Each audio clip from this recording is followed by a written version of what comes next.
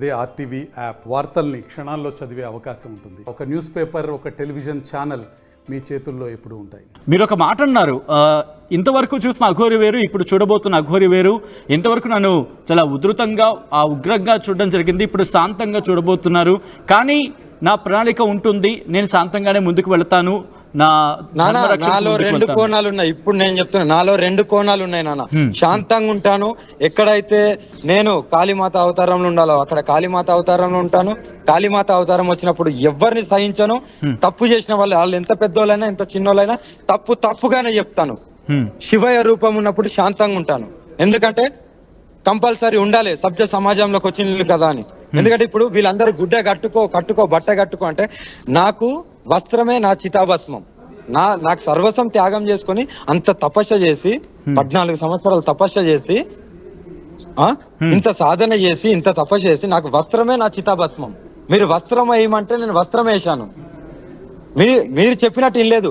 వస్త్రం ప్రజాస్వామ్యంలోకి వచ్చినాం కాబట్టి వస్త్రంతో ఉండాలంటే నాకు వస్త్రం లేకపోతే నా వస్త్రమే చితాభస్మం అయినప్పుడు ఇంకోటి ఏం కావాలి? నా శివయ్య ఇక్కడ ఉంటాడు. ఒక డెడ్ బాడీ వచ్చిన తర్వాత శివయ్యలో ఒక ఆనందం, ఒక వెలుగు వస్తుంది. ఒక ఆనందం, ఒక వెలిగిపోతాడు శివయ్య. అదే ఒక బాడీ కూడా రానప్పుడు శ్మశానంలో అక్కడున్న చితాభస్మాన్ని తండ్రి శివయ్య ధరించి తాండవం ఆడతాడు. అది నా తండ్రి ఆనందం. గుడిలో కాదు, ఇక్కడికి రండి, ఈ శ్మశానంకి రండి. మీకు శివయ్య అంటే ఎలా ఉంటాడో మీకు తెలుస్తుంది. 10 నిమిషాలలో మీకు జీవితం అంటే ఏందో తెలుస్తుంది.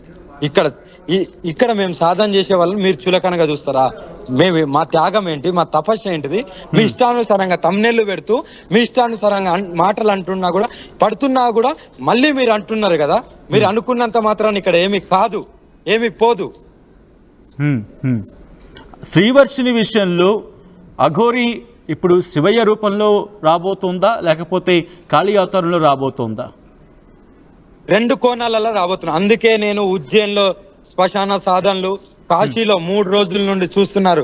కాశీలో 3 రోజుల నుండి శ్మశాన సాధనలు, నేను శివ సాధన, తాంత్రిక విద్యలు అన్ని, ఇంకా ఎవ్రీథింగ్. ఇప్పుడు ఎవరు నా నుండి కాపాడుకోలేకపోతారు. పోతే నేనన్నా పోవాలి, కానీ ధర్మం నిలబడాలి. నేను ఇప్పుడు హిందూ సంఘాలకు నేను ఇదే చెప్తున్నాను, జెండాలు పట్టుకొని ర్యాలీలు చేయడం కాదు. జరిగే అన్యాయాలు తెలంగాణ ఆంధ్రలో ఎన్నో అన్యాయాలు జరుగుతున్నాయి, వాటికి అక్కడ ముందు నిలబడండి. జై శ్రీరామ్, హర హర మహాదేవ్, జై భవాని అనడం కాదు. అక్కడ నువ్వు నిలబడ్డప్పుడే నీ ధర్మం నిలబడుతుంది.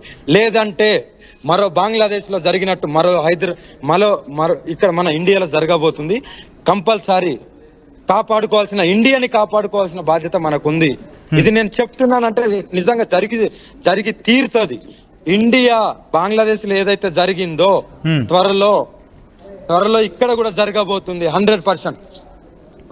రైట్. అంటే ఒక్కసారి నేను మళ్ళీ శ్రీవర్షిని దగ్గరికి వెళ్ళే ప్రయత్నం చేస్తాను. ఎందుకంటే కనుక ఒక ప్రశ్న అఘోరి రైజ్ అవుతుంది. ఏంటంటే ఇప్పుడు శ్రీవర్షిని విషయంలో ఆలస్యం జరిగితే అఘోరి రంగంలోకి దిగబోతోందా, లేకపోతే పోలీసులకు ఇన్ఫర్మేషన్ ఇచ్చే ప్రయత్నం చేయబోతుందా? నా బిడ్డ నన్ను నమ్మింది కాబట్టి 100% నా బిడ్డను నేను కాపాడుకుంటాను. అది చట్టపరంగా నేను ఫస్ట్ చెప్తాను పోలీసులకు. రేపు పొద్దున్నే కాల్ చేసి మీ దగ్గరికి, అక్కడికి ఉంది మంగళగిరికి చేరుకున్న పిల్ల ఇప్పటిదాకా ఎందుకు రాలేదు, ఎందుకు మీరు నిఘా పెట్టలేకపోతున్నారు? నిఘా పెట్టి మీ దగ్గరికి తెచ్చి మీరు మీ సమక్షంలో వాళ్ళ తల్లిదండ్రులకు చేర్చండి. ఆ దుర్మార్గుడి నుండి వాళ్ళ తల్లిదండ్రులను ఎక్కడైనా సురక్షితమైన ప్లేస్ కు పంపేయండి, వాళ్ళ పుట్టినూరి కన్నా పంపేయండి. కానీ ఆ దుర్మార్గుడి నుండి వేరు చేయండి అని రేపు పొద్దున్నే నేను చెప్పబోతున్నాను పోలీసు వాళ్ళకు. అంటే తల్లిదండ్రుల దగ్గరికి వర్షిని చేరితే ఓకేనా? 100%. ఆమె ఎక్కడున్నా కూడా ఆనందంగా, సుఖంగా, ఆరోగ్యంగా ఉంటే చాలు. అందులో ఫస్ట్ నేనే ఆనందపడతాను. ఎందుకంటే ఆమె కష్టాలు చెప్పుకుంది, కొన్ని అది నేను వినలేక ఆడపిల్లలు ఇలా కూడా బాధపడతారా, ఇన్ని కష్టాలు ఉంటాయా, అంత కష్టం బాధపడ్డది. గత 8 years నుండి ఎన్ని అవమానాలు, ఎంత ఏం చేసింది, ఎంత సాక్రిఫైస్ చేసింది అనేది నాకు తెలుసు. ఆమె మాటలలో నాకు తెలుసు. అందుకే కాపాడుకుందాము అని నా వెంట వస్తా అంటే రమ్మన్నా. నా వెంట ఎవరు రావడానికి సాహసం కూడా చేయలేదు. నేను కూడా ఎవరిని కూడా తీసుకెళ్ళను. ఎంతో మంది వస్తా అన్నా కూడా నేను ఎవరికన్నా దీక్ష ఇయ్యాలంటే వాళ్ళకు గురు మంత్రం ఇచ్చి ఇంట్లోనే చేసుకోండి, ఇంట్లోనే ఉండండి అని చెప్తాను తప్ప, మీ కుటుంబంతోనే ఉండండి అని చెప్తాను తప్ప. ఇప్పుడు నేను ఇచ్చిన వాళ్ళందరూ ఇళ్లలో ఉన్నారు, వాళ్ళ ఫ్యామిలీతో ఉన్నారు. కానీ ఫస్ట్ టైం ఒక అమ్మాయి ఒక ఆడపిల్ల, ఆమె నా దగ్గరికి వచ్చి నాతో ట్రావెల్ చేసింది కాబట్టి నేను ఆమెను కాపాడుకోవాలని చూశాను, ఏదో దురుద్దేశంతో కాదు. కానీ ప్రజలు, హిందువులు కూడా అలా ఆలోచించారంటే అర్థం చేసుకోవాల్సింది ఇక్కడ హిందువులే.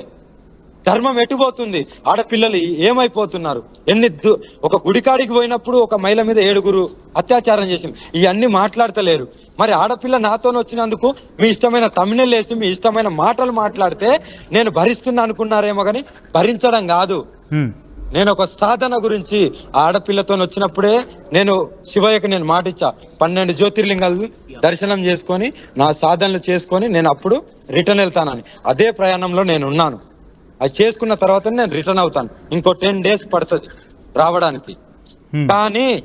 కానీ ఇక్కడ ఒక అన్యమతస్థులు, ఇది ఇప్పటికైనా హిందువులు మేలుకోవాలి. ఒక అన్యమతస్థులు శ్రీరాముని తిట్టినా, సీతమ్మని తిట్టినా, శివయ్యని తిట్టినా, ఆంజనేయ స్వామిని తిట్టినా సరే అక్కడ స్పందించకుండా అఘోరి అమ్మ ఇది చేసింది అది చేసిందని ఎలా అంటున్నారు? ఎందుకు స్పందిస్తలే, ఎందుకు పోరాడతలేరు రోడ్ల మీదకి వచ్చి? వాళ్ళకు ఏమన్నా అయితే వాళ్ళ 1000 మంది వస్తున్నారు, మీరు అంతా ఒకటిగా ఎందుకు పోరాడలేకపోతున్నారు? మీరు నా వెనక రావద్దు, కానీ మీ కళ్ళ ముంగడ జరిగే మన హిందువుల మీద దాడులు జరిగినప్పుడు మీరు ఏం చేస్తున్నారని నేను అడుగుతున్నా. హిందూ సంఘాలు అందుకే ఉన్నాయా? పేర్లకే హిందూ సంఘాల, జెండాలు పట్టుకొని తిరగడానికే హిందూ సంఘాల. ఒక ఆడపిల్లని కాపాడుకోలేకపోతున్నారు, ఎందుకు ఇంకా హిందూ సంఘాలని పేరు చెప్పుకోవడం? అదే చెప్తుందా మీకు ధర్మము? నేను సభ్య సమాజంలో నేను లేను, నాకు లోకం గురించి తెలియదు, నేర్చుకుంటున్నా. అయినా సరే పోరాడుతున్నా కదా, ఒంటరిగా పోరాడుతున్నా కదా దేశం అంతటా. ఒక ఆంధ్ర తెలంగాణనే కాదు, కాశ్మీర్ నుండి కన్యాకుమారి వరకు ఏ రాష్ట్రంలో అఘోరి అమ్మ ఎక్కడంటే చెప్తారు, ఇక్కడికి వచ్చి ఇక్కడ ఉంటది, ఇలా చేస్తుంది అని. నాది మొత్తం దేశం అంతా పోరాటమే ఉంటది, ఒక జాగాలో ఆగేదాన్ని కాదు. ఇంత పోరాటం చేసేదాన్ని ఇంత ఘోరంగా నీచమైన మాటలు అంటూ, ఇంత తమ్నెయిల్స్ పెడుతూ, ఇంత దిగజారే పరిస్థితికి ఎందుకు వచ్చారు? అన్య మతస్థులు పెడుతున్నారంటే ఓకే, హిందువులు కూడా ఎందుకు అంటున్నారు అనేది నా ప్రశ్న. ఏదైనా ఆశించి వచ్చానా? ఏదైనా అమ్మాయిలను లొంగ తీసుకోవడానికి వచ్చాను? మీరు అన్నారు కదా అమ్మాయిలను లొంగ తీసుకుంటుందని, చూపిస్తారు. అరే సర్వస్వం కోల్పోయి అంగమే కోల్పోయిన దానికి అమ్మాయిలను ఎలా లొంగ తీసుకుంటా? ఏం వాడుకుంటది? నేను మరి రాజకీయ నాయకుడినా, లేకుంటే ఏదన్నా పదవి గురించి ఆశించడానికి, లేకుంటే నేనేమన్నా వ్యాపారవేత్తనా? ఏదైనా వ్యాపారాలు చేయడానికి డబ్బు గురించి వచ్చానా? కాదు కదా. నా ఆస్తి మొత్తం నా శివయ్య, నా కాళీమాత, నా చితాభస్మమే నా వస్త్రం. మరి ఇలాంటి దాన్ని మీరు ఎలా చూడాలి? మీరు నాకు ఆదరణ ఇయ్యకపోయినా పర్లేదు, మీరు ఎందుకు విమర్శిస్తున్నారు? మీకు నిజాలు తెలుసుకోండి. ఒకడు అంటాడు ఆస్తులు ఉన్నాయి అంటాడు, ఇంకొకరు అంటారు ఆమెకు ఇన్ని బంగ్లాలు ఉన్నాయి, ఇంత డబ్బు ఉంది. ఎక్కడుంది? మీరు నిరూపించండి.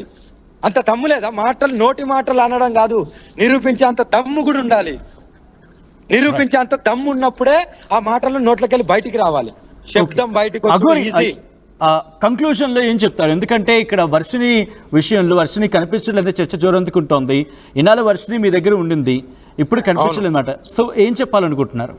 రేపటి లోపు ఆ తల్లి గిట్ల వాళ్ళ తల్లిదండ్రి దగ్గరికి పోలీసుల సమక్షంలో వెళ్ళకపోతే నేను కఠినమైన చర్యలు తీసుకోవాల్సి వస్తుంది. ఆ తల్లి అంత రోధిస్తుంది, అమ్మ నువ్వే కావాలి అన్న. నేను ఎందుకు సైలెంట్గా ఉన్నా అంటే, వాళ్ళ తల్లిదండ్రి కన్నిటి బాధ మీరు అందరు అన్నారు, వాళ్ళ తల్లిదండ్రి బాధ తెలియదా అని. ఇప్పుడు అర్థమవుతుందా ఎందుకు తెలియదు అన్నారో? ఎందుకు నేను సైలెంట్గా ఉన్నా? ఎవరిది వాళ్ళకే తెలిసి రావాలి. ఒక రోజు తెలిసి వస్తుంది, శివయ్య చూపిస్తాడు. ఆ తల్లి మళ్ళీ నా దగ్గరికి వస్తుందో రాదో అది పక్కన పెడితే, ఆ తల్లి ఎక్కడున్నా ఆనందంగా ఉండాలి, వాళ్ళ తల్లిదండ్రులతో ఉండాలనుకున్నాను. Right. Thank you so much Aghori, ఆర్టీవీతో జాయిన్ అయ్యే అంశానికి సంబంధించి రియాక్ట్ అయ్యే ప్రయత్నం చేసినందుకు. రైట్. సో మొత్తంగా అయితే మాత్రం అఘోరి వర్షిని ఇష్యూలో ట్విస్ట్ చోటు చేసుకుంది. ఇప్పటి వరకు మంగళగిరికి చేరుకోలేదు వర్షిని.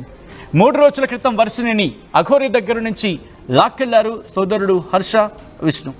వర్షిని మిస్సింగ్ వెనుక విష్ణు ఉన్నాడంటోంది అఘోరి.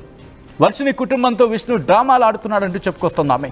విష్ణుపై నిఘా పెట్టి కేసు నమోదు చేయాలంటూ కూడా ఆమె చెప్పడం జరుగుతోంది. శ్రీవర్షిని క్షేమంగా ఇంటికి చేరుకోవాలంటూ కోరుకుంటోంది అఘోరి.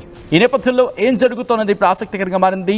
దీని తర్వాత అఘోరి ఎలా ముందుకు వెళ్ళబోతోంది, అట్ ద సేమ్ టైం ఆ కుటుంబ రియాక్షన్ ఎలా ఉండబోతుంది అనేది ఆసక్తికరంగా మారింది. మరిన్ని వీడియోస్ కోసం ఛానల్ ని సబ్స్క్రైబ్ చేయండి, లేటెస్ట్ అప్డేట్స్ కోసం వాట్సాప్ ఛానల్ ని ఫాలో చేయండి, అండ్ లింక్ డిస్క్రిప్షన్ లో ఉంది.